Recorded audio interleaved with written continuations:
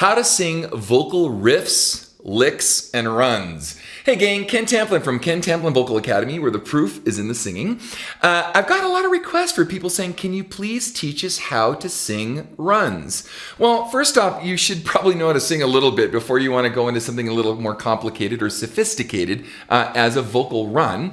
But I think it's really important first to sing a song well, and I'm not going to get into all that now. And as I teach my students, a vocal run that's out of pitch is just bloody awful and sounds like a train wreck and is not going to help anybody, including yourself. But I do want to show you how to approach a vocal run, okay? Now, there's a lot of I want to demystify. I love demystifying things for people and unpacking it for them so that there's not this, nebulous, oh no, I can never do this kind of thing.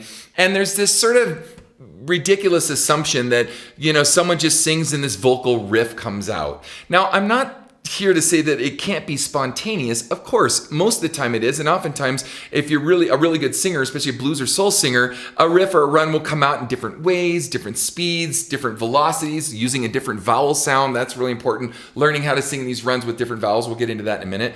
But it's rehearsed. It's like a guitar player. As you know, guitar is my first instrument. So before I sang, I was a pretty accomplished guitar player. And so as a guitar player, most of you guitar players out there will laugh at this. We basically know 5 good licks and we exchange them and arrange them in different ways, right? And slow them down, speed them up, playing in a minor key and a major key. And that's a little bit of a silly comment because we know more than 5 licks, but let's say 10 licks or something like that. We just sort of arrange them in different ways, and then we know our scales. If we know a scale, then we add the lick, and we come back to a scale and add the lick. You find that you can use a lick over and over and over again, and most singers do, most guitar players do. So I want to just start with one. I'll go through a series of these. I have all this in my singing course too, but as I teach my students, the first thing we do, all right, the very first thing to do is let's pick a key. So I'm going to pick the key of C. And I'm doing this as the mean average so guys and girls can do this lick, okay? So we really want to start first on a vowel, and we should go through all the vowels, a, e, o, and u on these licks, so we're not really good at one lick on one vowel, and that's why you probably go, hey, I can do it on an a vowel, but I can't do it on an e vowel. Well, we have to practice all these, and there's different ways of opening up the vowels. Again, I covered this in my course, so I don't have time for that here. But I'm going to go through something here, so we're going to go, la. That's all we need to do. La. I'm just going to do those 2 notes. La. We're going to speed it up. La.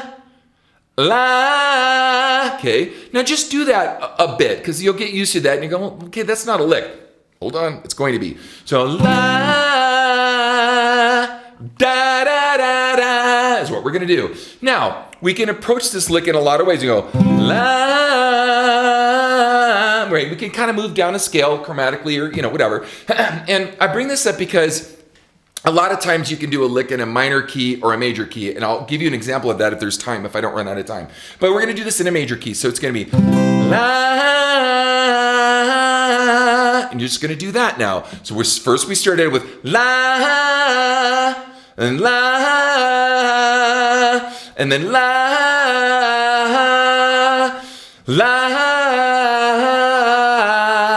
Right? And we're going to do this as a run. Now, this is a pretty stock kind of almost guitar sounding sort of scale, but I'm going to make it really easy on you so you understand the concept. Now, I break a lot of this down in things like Tennessee Whiskey, for example, and I'll put that in the description. So how to sing Tennessee Whiskey's, vocal riff, and I'll put that in there so you can see how to do this stuff, and it'll demystify. Again, it'll really make it easy and clear. So do it again. La. We're just going to start there, right? Going to do it a few times. La. Okay.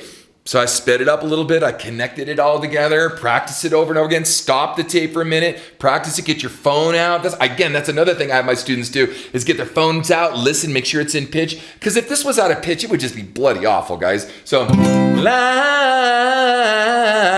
That's what we're going to do. I'm going to do it a few times. La. Now, within any vocal lick or run, there's usually a swag to it. It's not ha ha ha ha unless you're an opera singer, and they don't necessarily learn licks like that, because when they sing their scales, this is something else I cover in my singing course, that if you're really rigid on learning how to sing a scale and someone doesn't teach you how to sing the scale right, you subject yourself to what's called stair-step scale singing. What is that? Stair steps is da instead of la, with some swag, almost like a little diphthong going through the scale, so that you can kind of swag in and out of a major and minor key, or have a little bluesy sort of feel to the scale. So if an opera person were to sing a lick, it would be right, be ha ha ha ha ha ha, and really square, or stair step. Square sounds like a 60s term. You're a square, pal. But anyway, instead of right, instead of having some swag to it, that's the way they would approach the scale, as opposed to the way I'm teaching you to do it now. So we're gonna have a little diphthong, and then there's also usually the speed differential. So they'll speed some part of it up, slow the next part down, speed a part up, slow it down. Now, we're not gonna get to cover all of that. You can get my course on that, because I have a whole entire section on this. So we're gonna la, we're gonna do it faster. La, speed it up. La. Now, if you notice a la,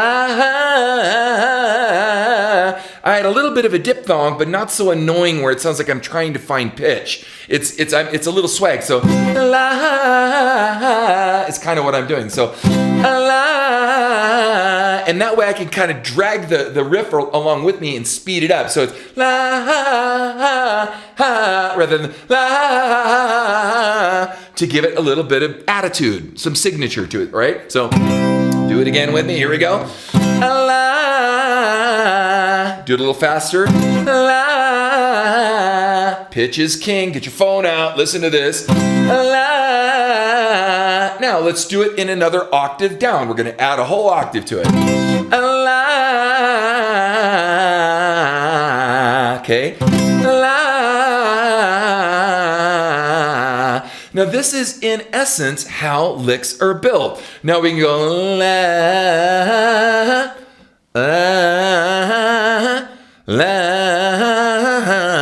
right? And that agility that we just put in the la gave us the ability to go la, right? So I did a different lick on the front and added that, just a part of that lick we just learned. And so we basically take these licks, like on guitar, our 10 favorite licks, we string them together, and then we speed, yeah, yeah. I didn't go, yeah, yeah, yeah. I went, yeah,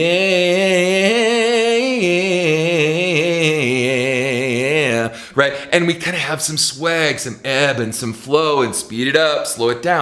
That's precisely what happens in Tennessee Whiskey. That's precisely what's happening here. And thank you for joining me, Ken Tamplin Vocal Academy, where the proof is in the singing. If you like what you heard, please like and subscribe to my channel, and stick around for my next video. I'm gonna sing.